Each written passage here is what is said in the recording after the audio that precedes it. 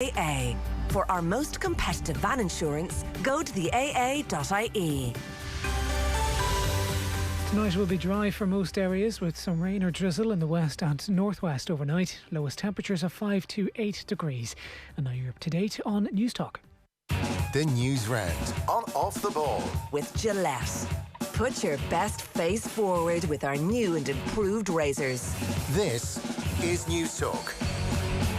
Hello there. So something a bit different for you this evening between 8 and 9. Professor Paul Rouse from UCD will talk to us 50 years on from the ending of the GAA's ban on foreign sports. Miguel Delaney after 9 o'clock on growing demonstrations from international sides against migrant worker deaths in Qatar. On the football side of things, obviously Ireland in action this evening. Declan Lynch with us, putting our current woes into some kind of context, and Kathleen McNamee on the football show as well. Rounds up the opening weekend of the Women's National League. Peamount began their title defence with an away win at Wexford. Also, first appearance at Old Trafford for Manchester United's women team as well. They made history this week, long overdue, but they got there. 53106, the text number. We're out Off the Ball on Twitter. Richie McCormick, hello to you. Hey, Joe. Shane Hannon with us as well. Hey, Shane. Evening, Joe. We'll get to Declan Lynch around 7:30. If you want a bit of context, Richie, there was a time, 1968 to 1971, 4 years in which Ireland had 0 wins. That's 0 wins. So it's not all bad. Hey, come here. This is it's freaky. There's a bunch of like nostalgia Twitter accounts, etc., that I kind of follow on Twitter, such as my desire for these kind of things. One of them retweeted an article from 1961 earlier today. I actually didn't know that you were going to be speaking about this today as well, but it was talking about domestic football in 1961.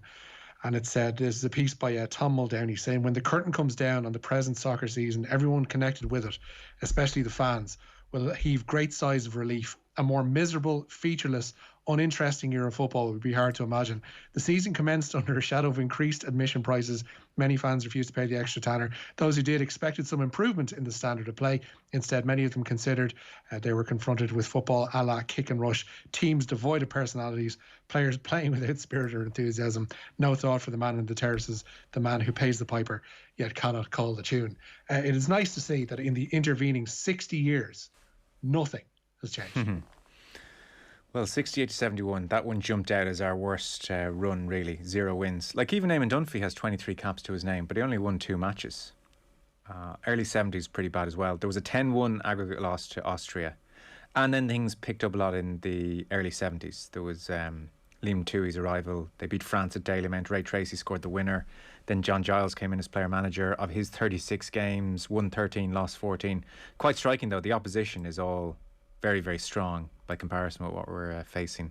Yeah, today. Europe was an incredibly strong continent at that stage, and there were a lot of we talk about, there are no easy games in international football. In international terms, in Europe, clearly the pool was very much smaller, given the fact that the Soviet Union and Yugoslavia were still entities in and of themselves, and very good sides, it must be said too. But I don't think there was anything like you'd describe as a whipping boy. Like, I remember in 1990, after that World Cup, like, Turkey were regarded as a lesser light in European football. We were beating them 4-0 at Lansdowne Road. But things have gotten a little bit more intricate, a little bit more complex since then. But it's no surprise that team, given the circumstances that they were playing under and selection committees and all that John Giles will talk about on Thursday nights on occasion, like the way they were picking the team and the way they were going about preparing for matches and heading away on away trips was just like, it's hard to actually get it across how laughable the situation was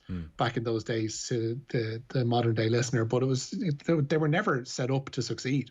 Yeah. And I'm sure Declan will touch on that as well at 7:30. There was never a point, and you can look through, like, everybody will look through those years in the 60s and 70s and see a number of really good, excellent individual players dotted throughout Republic of Ireland sides, and obviously John is just one of them. But, players playing at very good Manchester United sides, very good sides over in England, Tottenham, etc., etc. And yet the international setup was such here that there was no way that we were ever going to succeed, because they seemingly had no interest in it succeeding. And I guess we're still playing the part, and it links into what you'll talk about later with Paul Rouse in terms of the ban. And, the pool of players that we were picking from was very shallow. back then as well, because they had been encouraged from a very young age that soccer was not something that they wanted to be involved in. Yeah. This chat with Paul Rouse will be interesting, by the way. I had known the famous story of Liam Brady being expelled from his Christian Brothers school because he captained the Irish under-15s. It's probably very common knowledge. It just had passed me by somehow. I guess we all have our little black spots of knowledge. So that Ireland's first president, Douglas Hyde, so he was elected in the summer of 1938 and had been a real GAA man, friends with Michael Cusack, like a proper Gael, Douglas Hyde. But in his role as president, he attended with Eamon de Valera, Ireland against Poland in the football. And the GAA said, yeah, you're banned. Yeah, you can't be doing that kind of thing. They banned him. They banned Douglas Hyde. This had kind of Dr. Hyde Park and all that kind of stuff. Yeah. So it's mad. Dances were a big thing as well. You couldn't go to a dance held at a rugby club. That was a big no-no. You'd get a ban for that. Like it was mad stuff altogether. No Friday night down the Wes for them. No, of its time. Shane Hannon waiting patiently. Hello. Afternoon, lads. Evening, rather. I'm so used to the afternoons. It feels like an afternoon with the sun still up. It's nice. Yeah. Makes a big difference. I only noticed last night, Richie, yesterday was the first time you were in sunlight. And still I've got a bit of... I've got a bit of sunlight still coming in. I'm able to have the blind open. The light isn't actually on. I'm probably going to have to turn it on by the time I'm finished this sentence. But I mentioned it on Twitter yesterday. It makes a hell of a difference for the head just having light going this deep into the evening. It does make me think, sometimes this part of the year comes around and the light puts everyone in such a good mood. It does make me think maybe emigrating to a sunnier climate would be worth trying for a couple of years. It makes such an obvious difference to everybody. But here we are. Shane Hannon, you had a documentary air over the weekend. Slight sidestep away from sport before we get into the news round, and there is news on when sport can reopen here coming your way if you haven't heard. So picking up some dust, it's a documentary about NASA, about space travel, about the moon landings. Give it your best plug here, buddy. Best plug, no pressure. I think everyone in the office at this stage knows I'm a massive space geek, space nerd. I've been called a few things, but yeah, space geekery is one of my things. But no, this was kind of a, not to use the cliche, but it certainly was a labour of love for me, and it's something that I've been kind of working on for the last couple of years. As you say, it's a documentary around the moon landings and also some Irish links to the moon landings. And to be honest, I learned things doing this documentary that I had not been aware of. Like the Americans, and you mentioned 68 to 71 as a era for Irish football. That was the exact era when the Apollo missions were launching to the moon. And this was a time when, they were launching to the moon with computer power no stronger than we have in our iPhones today, which is quite extraordinary to think about. And the Irish links are quite fascinating because when they walked on the moon, they picked up rocks, picked up dust, as the name of the documentary hints at. And they gave goodwill moon rocks to different countries across the world. And Ireland was given this moon rock from Apollo 11. It was put into Dunsink Observatory in Dublin until a fire broke out in 1977. It was lost and ended up in the Dunsink dump. So somewhere in the dump in Swords or Dunsink sits a moon rock, a priceless moon rock, which I had not been aware of before doing this documentary. There's even a housing estate in Coolock named for the Apollo missions, which is Richie. I don't know if you were aware of this, but it's up around the corner from me, Shane. Yeah, it's fascinating. Like there's Apollo Way, Armstrong Walk, Aldrin Walk. Collins' rendezvous was actually changed, so per Michael Collins, he didn't get to walk on the moon, and he had a street name taken off him as well. They rejected it around here. Apparently, they had a vote on it. The Community Me blog had this up a couple of years ago. They had a vote on what they were going to rename the streets, and everything got one. Tranquility Grove, Armstrong, Aldrin, Eagle even got it as well. Yeah. But they rejected Collins' rendezvous. Maybe it was the rendezvous part of it. I don't know. Or maybe they didn't want to be confused with Michael Collins and kind of dilute the name or whatever. But yeah, there's a weird quirk whereby you have these wonderful space age names and then Woodville Court just dotted in the middle of it. Just thrown right in. Why? Because I presume they must have been built, those houses, around the time of the moonwalk. Is that why everybody was excited? Yeah. Everything around here is pretty much around that vintage. Yeah. All right. 12 moonwalkers in history. 4 of them still alive today. Yeah, like they're slowly dying out, unfortunately. But when I started this, my interest in space probably started from Dad. Like Dad used to describe getting up in the middle of the night in Dunmore and Galway in '69 and watching the moonwalk, the Apollo 11 moonwalk, the first landing, and like something about the way he told the story just resonated with me. And we had the opportunity in school in the SEM here in Monaghan in 2009, I think it was, to go on a space trip to Belgium. It was a bit expensive. So I didn't go on the trip, but instead decided that there was an astronaut appearing at an autograph convention in Birmingham in September 2009. And I saved up the money, went over and met this guy, Dave Scott, who was the commander of Apollo 15. First guy to drive on the moon, incidentally, in one of those lunar buggies. But I just got this sense of awe in meeting him. I was thinking, this is just an old man in his late 70s, early 80s. If he walked past you down the street, you wouldn't think anything of it. But he's one of 12 humans in the history of mankind that has walked on the surface of the moon. So that kind of lit a spark for me, and I decided to then I guess meet as many of them as I could while they were still alive. So ultimately I ended up meeting 7 of them, and a lot of them for this documentary. So from the Texan Hill Country to Mitchell, Indiana, a small rural town, to New Mexico. I went to Chicago. So it took me all over, really. But they're all so different. But at the same time, just brave, pilots, Navy pilots, Air Force pilots, guys who strapped themselves on top of rockets that were essentially built by the lowest bidder. And as I said, the power in those spacecrafts were nothing compared to the technology advances we have today. So it's just one of those things that really stuck with me over the years, and I decided to make this documentary about it. So, obviously it was funding from the GAA as well. My younger sister Rachel was involved in sound design, so it's something I'm glad to have gotten out there, and I hope people enjoy it. Yeah, for sure. Picking Up Some Dust, if anybody wants to search that. I presume it's on iTunes and available for podcast on all platforms as well. Exactly, yeah. Newstalk.com/documentary on Newstalk. So, of course, definitely an interesting one. Even Neil Armstrong had his ancestors were cattle rustlers from County Fermanagh. So, one of these things, they used to rob cattle in their spare time. So, even the first man on the moon has some Irish heritage in him. I suppose everybody does, really, though. Yeah. To be fair. Picking Up Some Dust, that's the name of it. I know we're all about Mars now. Are there any plans to go back to the moon? Is there any need to go back to the moon? Yeah, that seems to be the plan. And like one astronaut I spoke to in Indiana last year, Dr. Harrison Schmidt is his name. He's one of the 4 still alive. He's the only geologist to have set foot on the moon. So you'll hear in the documentary himself and Gene Cernan on the last Apollo landing, Apollo 17, found some orange soil, and they found loads of different interesting things that they hadn't on previous missions. But he is very much an advocate of returning to the moon, and that's NASA's plan. So by 2024, they're hoping to first of all, land the first woman on the moon, and start those missions again. Then they want to land on a meteor at some point, and then land on Mars. So Mars maybe by 2035, 2040, but certainly the moon within the next 5 years. We should have returned. So interesting times ahead. And all these guys, Elon Musk and Richard Branson and Jeff Bezos, they're all lumping the cash towards this. So it's definitely going to be an element of commercial space travel to it as well. So you'd probably just need 250,000 or so to get yourself a ticket on one of these suborbital space flights. Okay. We'll press on. The Newsround on Off the Ball and News Talk is with thanks to Gillette. We don't just play the game, we change it. Gillette made of what matters. So Micheál Martin was out in the last hour or so. Richie, what's the sports side of things? Yeah, he's confirmed that inter-county training can resume on April 19th with a view to commencing the national leagues in May. Certain high-performance training can also return on April 19th with approval to be granted by Sport Ireland.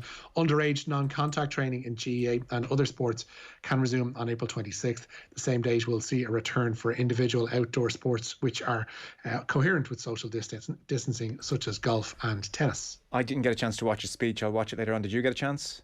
Yeah. There's only so many of these, I guess, you can really take on board and take with any sense of heart and optimism. There seemed to be an emphasis on the rollout of vaccines and the increased supply over the coming weeks and months and into April and May in particular, and how that will facilitate everything kind of opening up beyond that. But we're a year into these announcements. We've been here before several times. And there are no Seamus Heaney quotes left. Yeah, pretty much. On the underage non-contact training in sport not happening till April 26th, what am I missing here when they're all back at school that they can't run around the way they're running around anyway? Like genuinely, what? Because I hate to be saying, "Oh, I know better than Neffet," because I don't. But what am I missing on the sports side of things for underage sport? There's a very good point in that, because and my lads will be part of that too. They don't have PE indoors anymore for obvious reasons, but they do have, playtime out in the yard, and they would have, physical education out in the yard. So how there can be kids in school playing in the yard and no non-contact sport for another 4 weeks in terms of underage activities. It defies. I'm sure there is some logic to it from NEFIT's point of view and from the government's point of view, but from the outsider looking in, you'd need a lot of explaining for it to actually come across, because I can't see the link or lack of. Anytime we talk about this stuff, we often get texts in from doctors or people involved in this world. Genuinely fire in a text to 53106, explain it, because I don't see it, but I'm sure there has to be a logic there. I certainly hope to be a logic there. I think everybody understands, government included, the importance of underage sport, so they're seeing something we're not. The thing about it is, with that, like to play, not even devil's advocate, but to give an element of explanation to it. Like, kids in classes are split into pods. So, for instance, like one of my lads is on the orange table. There's another bunch of like 4 or 5 kids on the blue table, another 4 or 5 on the green. Et cetera, et cetera. And they will be kept, specifically within those pods throughout the day. And again, you only have those certain number in the class each day, and they're then split up. Whereas your inter-county, when you're playing, or not inter-county, sorry, if you're playing in GAA for your club, there is a sense that you're having kids from other schools, you're having kids from maybe different parts and so on and so forth, and there's from different age groups, and there would be a little bit more of a mix, and one that's not as controllable as there would be in terms of being in a school setting. But again, like I'm not an effort, I'm not a thing. That's just a parent on the outside looking in. Paul says, let's pick up on the metaphors here. Hopefully that late evening sunshine is light at the end of the tunnel for the Irish football team. If not, we could blast them into space, is Paul. So, Stephen Kenny, I mean, it's odd in a way. He's named a pretty experienced side here this evening. Yeah, he's made 8 changes for tonight's friendly, which is taking place in the Hungarian city of Debrecen. They're up against the 2022 World Cup hosts Qatar. Gavin Bazunu starts in goal. Then it depends on how you look at things. He has a defence of Seamus Coleman, Shane Duffy, Darragh O'Shea and Cyrus Christie. That could well be a back 3, though, with Christie providing width alongside James McLean. Jason Malumbi and Jeff Hendrick are certainly in midfield, while Daryl Horgan and Robbie Brady are in support of Shane Long. Despite Saturday's defeat to Luxembourg, the manager remains adamant, and passionately so, that he can be a success in his role. It was pointed out to me that Mick McCarthy's team that got to the World Cup didn't win in their first 7 or something, and they had a crack. They had some brilliant players at the time. It was pointed out that Michael O'Neill's Northern Ireland had a long run, unsuccessful run, and then lost to Luxembourg as well in 2013, and that was a turning point. So sometimes when you are implementing and introducing players like that, like we have done, and there can be a criticism you've introduced too many too quickly, people might say, but we have a lot of players that aren't playing at clubs, and a lot of players who've been injured, and some of those players have been and doing very well at the club. So I think collectively we have the capacity. Like, I want to build a team that really exhilarates Irish football people, and that's it. There's nothing more than that. I think we want to be much better. We've hit a sort of low the other day, getting beaten by Luxembourg, and that's, you got to take that on the chin. Some of our players have been nothing short of brilliant against Slovakia and Serbia, and we will continue to build on that and get better again. And that's the way I feel about it. Sticking to his guns, as well he should, I suppose. Shane, what are you making of the whole situation, the whole week that was? Yeah, it's a strange one, because there seems to be this groundswell of negativity around the Irish camp, obviously at the moment after a Luxembourg defeat, but it's kind of it's taken over the country as well, with the whole lockdown. All these interest groups today as well giving out about, understandably you have the golfers giving out as well. I'm sure you're one of them, Joe, that some people suggesting that GAA maybe should have been maybe returned after golf. Yeah, funny, I am and I amn't on the golf thing. So look, I love golf and I miss it desperately. Now it's not the front of the queue of things I miss, but like, hand on heart, last summer I played a lot of golf because there was very little else to do, and so a Tuesday morning I'd be up at 7 a.m. to play before coming in here, or I'd play at the weekends or whatever. I did see lots of, generalising here, okay, but my experience, I did see like lots of lads in their 20s arriving for the golf in the car together, and I think that has been part of the thinking, because I remember speaking to a doctor friend of mine saying, what's the story here with golf? Like, is this because of the Oireachtas Golfgate thing, that politically it's too difficult now to allow it? And the word I got back was there was some stuff around it. It's not actually standing 30 metres away in a fairway and playing your golf. It's how are people travelling to their golf? And, you know, human nature being what it is, if you're playing with someone, they live nearby, yeah, give me a lift. That was happening. So that's just a small interruption on the golf thing. I suspect that is part of their thinking, because look, if their thinking is that two people on a fairway 30 metres apart are going to give COVID to each other, then that's nuts. So you have to be fair to them and say, well, what is their thinking? And I suspect it's more the ancillary stuff around the actual social sport aspects. Yeah, and it's similar to the 5k thing. I mean, if the government surely don't think that everyone in the country is abiding by the 5 kilometre rule at the moment, because they aren't. Everyone knows that. But I guess what today was for the country was a map, almost a guideline. And Andrea Gilligan, I think, said it on Lunchtime Live during the week, that people just want a plan. You know, give us rough dates. It's was it the famous Michael Collins quote? It's not giving us the freedom to the ultimate freedom, but the freedom to achieve it, or something like that. So at least now we have something to hold on to. And you've got that vaccine bonus as well for elderly people, my grandmother being one of them, who now is fully vaccinated as of 4 days ago, and can now meet up indoors with someone her age who's also vaccinated. So, hang on though, I asked you about the Luxembourg game. I know, but nobody cares. We don't want to. Okay. My point was that there's been this groundswell of negativity about Luxembourg. Yeah. Let's focus on the positive. Let's batter the Qataris tonight. Let's take up tennis over the next couple of weeks, like I'm planning to do. I'm going to take up golf. And just focus on the positives. We're so negative all the time. No, you're right. You are right. We're so close. We're so close. Like, that is the way to look at this, as much as the next 4 weeks are going to drag.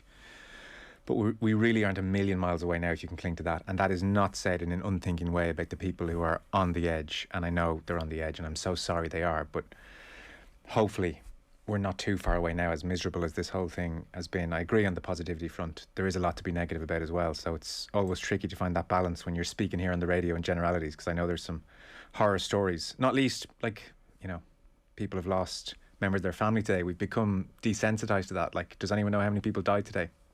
We're not checking that stuff anymore, you know. So it's all very difficult and complicated and hard to satisfy everyone, this situation, including Stephen Kenny. Furious with Kenny this evening. This is the winning, experienced team that should have played in last week's must-win matches, says a texter. This friendly should have been used to try out the kids when he played last week. I think a lot of people might say that, actually. I would suspect Richard Dunn, who was on last night, thinks that this team this evening might have been better suited to taking care of Luxembourg and then give the young players a chance this evening. But you heard Stephen Kenny there. He is adamant about what he's doing and why he's doing it.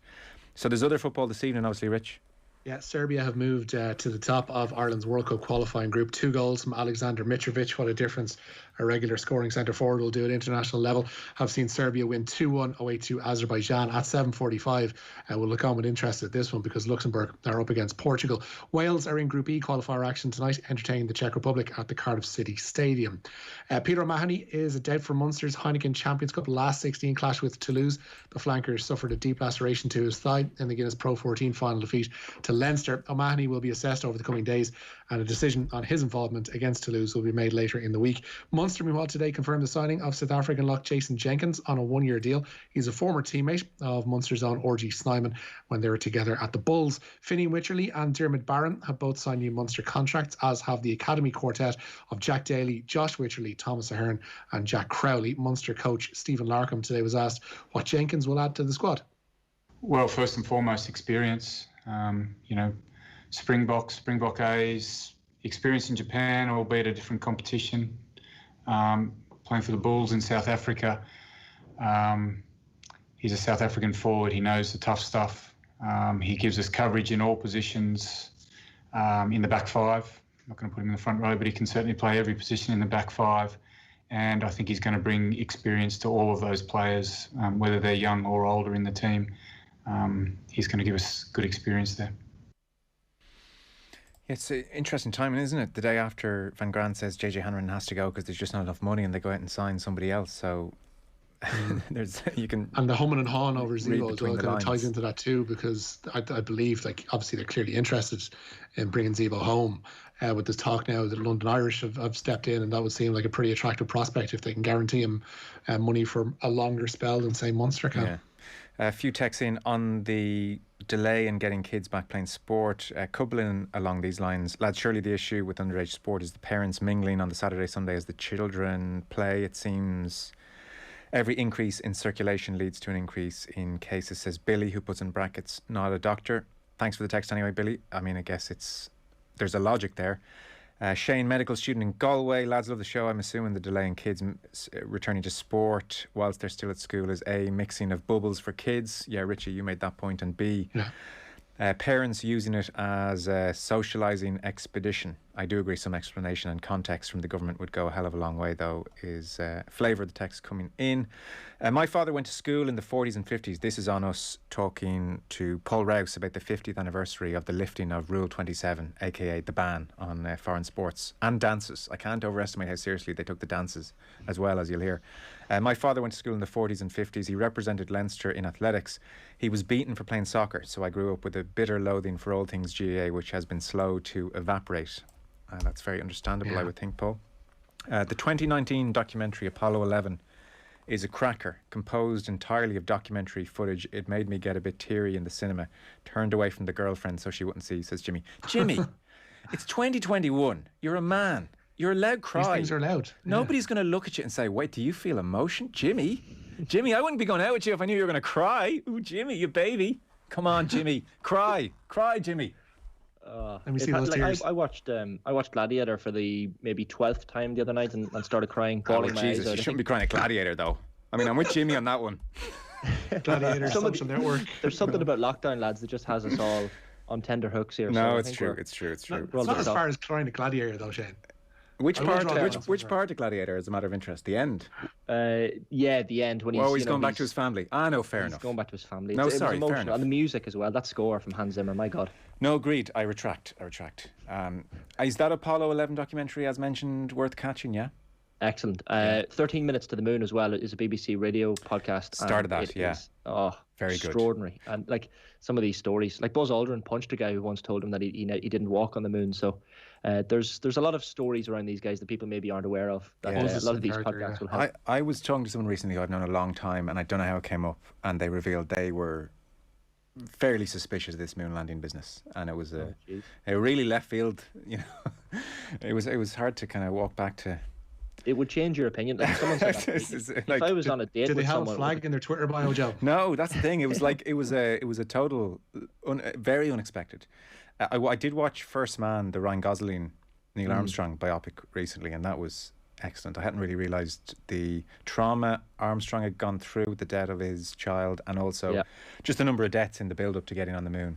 All the various astronauts who had died, and Armstrong ended up just being kind of front of the queue. It's brilliantly done, that turn around, look back at Earth, and the scenes on the moon are absolutely amazing. They did that incredibly well, didn't they? Really, really well. Yeah. And you know, I guess the technology is getting better nowadays for these movies, and there seems to be a bit of a trend in space movies. You've had Gravity and The Martian and Interstellar. Interstellar is one of my top films of all time, by the way. It's definitely something that obviously brings the money into the box office because they're all trying it at the moment, but. Yeah, Armstrong's story is one that's particularly harrowing. These guys were just going to work as pilots, and every day they'd hear a boom in the middle of the Edwards Air Force Base, the desert where he used to work. And he knew that it was one of his friends that had been killed. So you're almost waiting on tender hooks for the news of who it is. So really, really harrowing stories. Very last one, Richie. Women's Six Nations starts this weekend. I know Ireland aren't involved until the week after. Yeah, they're not. They're starting against France in the first week, Wales in the first week away from home, then in Donnybrook against France. Kira Griffin says they are aiming to make the final of this year's altered Six Nations, and she's eyeing some silverware at the end of an intense month. Yeah, completely. Look, it's an excellent campaign in terms of, look, you have an opportunity to get to that final, and yeah, that's our aim. We want to win our pool matches and get into that final, and that's definitely our aim as a group. Okay, Richie, thank you. Before we go, Joe, GAA have just responded as well to that news of the opening up and the return to play, or the return to training, at least of intercounty teams, saying they need to finalise competition structures and dates for the upcoming intercounty season, as well as ensuring advice is provided to all clubs in relation to how they can safely recommence underage activity. Next week, they hope to have a further update on how they're going to set it forward the road to resumption of intercounty and general GAA action. Okay, very good. Shane Hannon, thanks a million. Cheers, lads. Cheers. We're talking to Declan Lynch next about Irish football. We've had some great days and great nights and good memories. I hope that the people of Ireland have got... I know that they've got the memories. I know they cherish them, and I know that they've enjoyed the days that when they've done something that they've never done before. They go to a World Cup as part of it. couple of times. They've enjoyed that, and the European Championship. Thank you for the days, those endless days, those sacred days you gave me. The president phoned me and said, would you like the job is yours if you would like it, and I said I would like it. End of story. I won't forget a single day, believe me. Well, you know, we're 28-1, I think, we're quoted as, and we're not expected to do anything in this competition.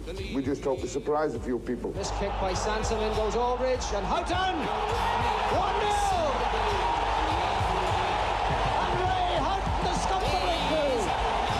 And Chuck Charlton cannot believe it. Nowadays, you see, they've changed it. Everybody in Europe does a little bit of what we did. Everybody in Europe. But they've changed the name, the FIFA guys. They call it pressing, because they don't want to tell us that we started it. We call it putting people under pressure.